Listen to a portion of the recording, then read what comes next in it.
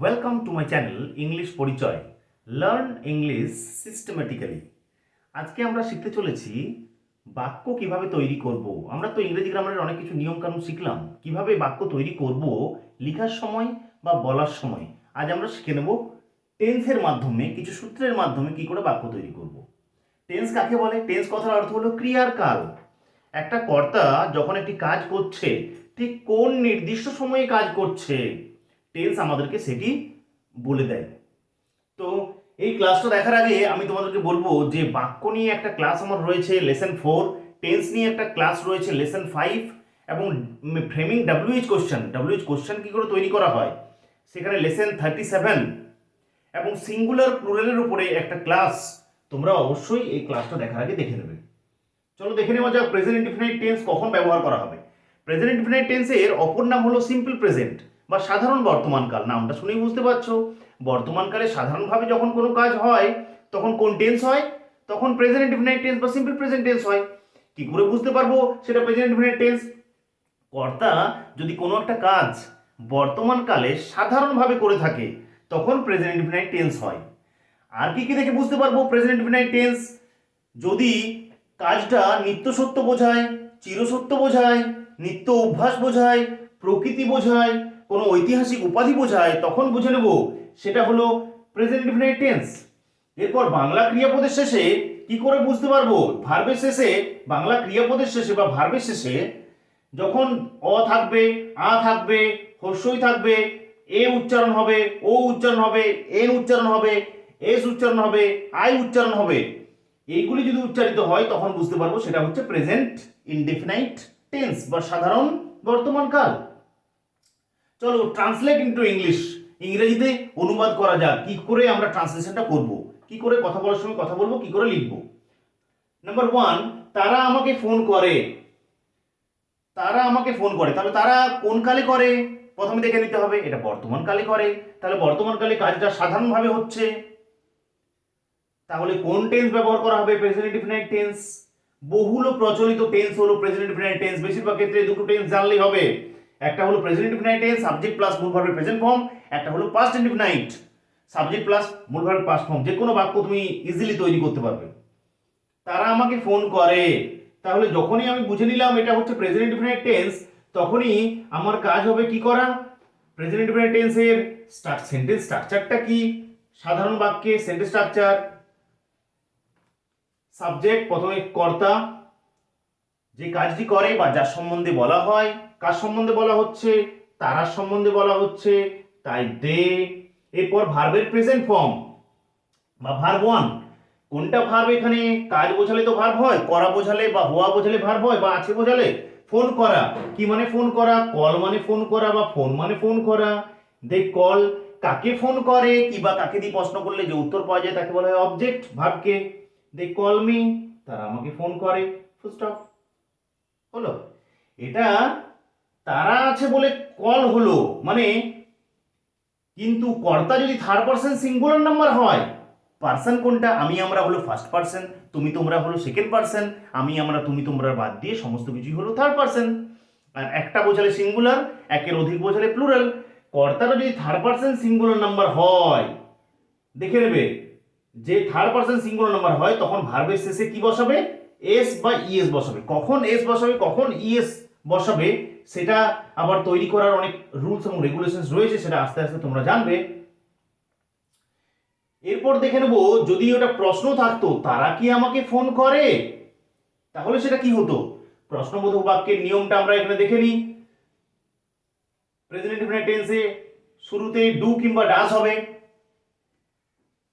তারপর সাবজেক্ট হবে, তারপরে ভার্বের প্রেজেন্ট ফর্ম হবে। তাহলে প্রথমেই যখন আমরা জেনে নিলাম এটা প্রেজেন্ট ইনডিফিনাইট টেন্স বা সিম্পল প্রেজেন্ট, বর্তমানকালে সাধারণভাবে কাজটা হচ্ছে, তখন আমরা প্রশ্নবোধক বাক্য তৈরি করার সময় এই রুলটা ফলো করব।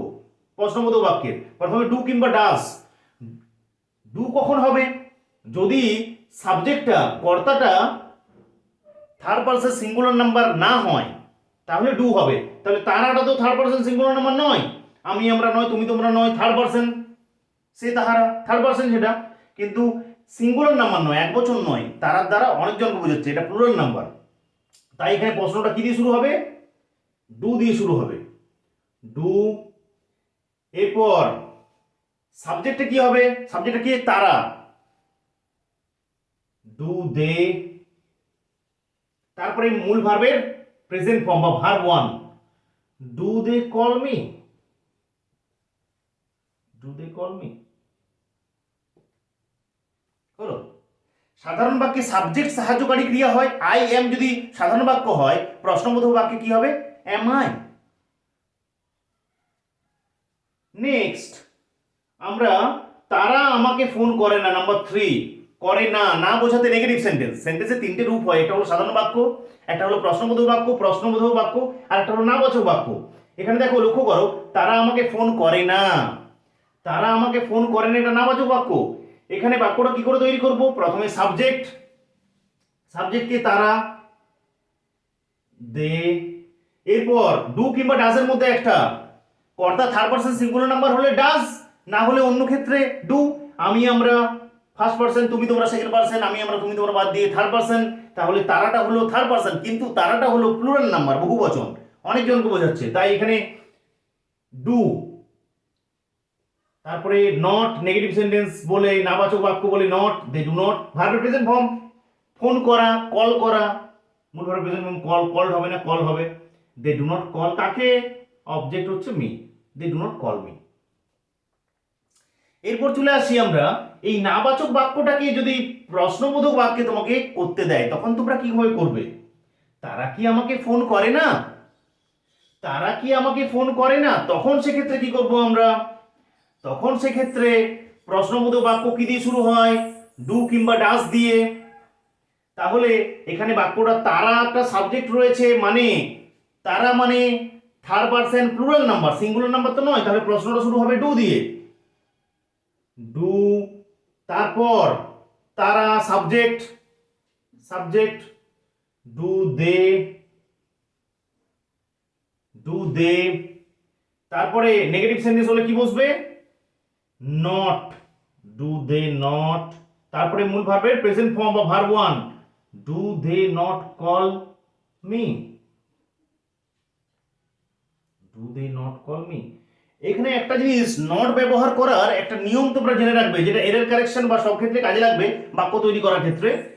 নট প্রশ্নবোধক বাক্যের সময় যদি প্রোনাউনের পরে থাকে, এটা তো প্রোনাউন, নাউনের বদলে বসেছে, নাউনের বদলে বসেছে, প্রোনাউনের পরে যখন নটটা থাকবে, নটটা প্রোনাউনের পরে থাকবে। নট যদি থাকে না, প্রোনাউনের পি মানে পরে, তাই প্রোনাউন থাকলে নট বসবে তার পরে। আর এটা যদি নাউন থাকতো, কোনো ব্যক্তি থাকতো, তাহলে নাউনের আগে বসতো নটটা। অ্যাজ ফর এক্সাম্পল, আমি এখানে একটা এক্সাম্পল ইন্টেনশনালি দিয়েছি, রাম কি আমাকে ফোন করে না? তাহলে লক্ষ্য করো, এটা প্রশ্নবোধক বাক্য, রাম কি আমাকে ফোন করে না। সাবজেক্টটা দেখে নেবো আমরা, রাম বর্তমানকালে করে, প্রেজেন্ট ইনডেফিনিট টেন্সের নিয়ম এখানে ফলো করা হবে, সাধারণভাবে কোনো একটা কাজ হচ্ছে, তাই প্রশ্নটা করার জন্য আমরা ডু কিংবা ডাজের ব্যবহার করব। রামটা তো থার্ড পারসন সিঙ্গুলার নাম্বার, আমি আমরা নয়, তুমি তোমরা নয়, ফার্স্ট পারসন নয়, সেকেন্ড পারসন নয়, আমি আমরা তুমি তোমরা বাদ দিয়ে সবকিছু থার্ড পারসন, আর রাম একজন বোঝাচ্ছে, থার্ড পারসন সিঙ্গুলার নাম্বার, তাই এখানে প্রশ্নটা শুরু হবে কি দিয়ে? প্রশ্নটা শুরু হবে 5 নম্বরের ডাজ দিয়ে, ডাজ। এরপরে ডু কিংবা ডাজের মধ্যে একটা সাবজেক্ট বসাও, সাবজেক্টকে রাম, ডাজ রাম। এরপরে নেগেটিভ সেন্টেন্স মানে নট, কিন্তু এটা হবে না। কেন হবে না বলো তো? বলেছিলাম যে নাবাচক বাক্যে প্রশ্নবোধক করার সময় যদি সাবজেক্টটা নাউন হয়, তাহলে নটটা কি বসবে? নটটা নাউনের আগে বসবে, কিন্তু এটা প্রোনাউন হলে নটটা প্রোনাউনের পরে বসবে। পি মানে পরে, মনে রাখবে, ওই জন্য দের পরে নট বসেছিল, কিন্তু রামের আগে নট বসবে, তাই ডাজ রাম নট হবে না, কি হবে? Does not Ram, does not Ram. এরপরে মূল ভার্বের present form, does not Ram call me. তাহলে আশা রাখছি প্রেজেন্ট ইনডেফিনিট টেন্সে সাধারণ বাক্য, প্রশ্নবোধক বাক্য, নাবাচক বাক্যে এবং নাবাচক বাক্যের প্রশ্নবোধক বাক্যের আইডিয়াটা তোমাদের কাছে খুব ক্লিয়ার হয়ে গেল। যে কোনো বাক্য তোমরা খুব ইজিলি এখন তৈরি করতে পারবে ইংরেজিতে প্রেজেন্ট ইনডেফিনিট টেন্স ব্যবহার করে। আমি 6, 7, 8, 9, 10 এই 5টা এক্সারসাইজ দিলাম। এই 5টা এক্সারসাইজ এই নিয়মগুলো ফলো করে তোমরা অবশ্যই 5টা এক্সারসাইজ এই 5টা ট্রান্সলেশন করবে প্রেজেন্ট ইনডিফিনিট টেন্স ব্যবহার করে। সেগুলো আমাকে কমেন্ট সেকশনে তোমরা অবশ্যই জানাবে, আমি অবশ্যই সেগুলো তোমাদেরকে চেক করে দেবো। তাহলে আজকের মতো ভিডিওটা এখানেই শেষ। যদি ভিডিওটা ভালো লেগে থাকে তাহলে অবশ্যই লাইক, শেয়ার এবং আমার চ্যানেলটিকে সাবস্ক্রাইব করতে ভুলো না। যদি কোনো অসুবিধা থেকে থাকে বা কোনো ক্লাসের প্রয়োজন হয় তাহলে অবশ্যই কমেন্ট সেকশনে গিয়ে জানাও। Thank you for watching my video.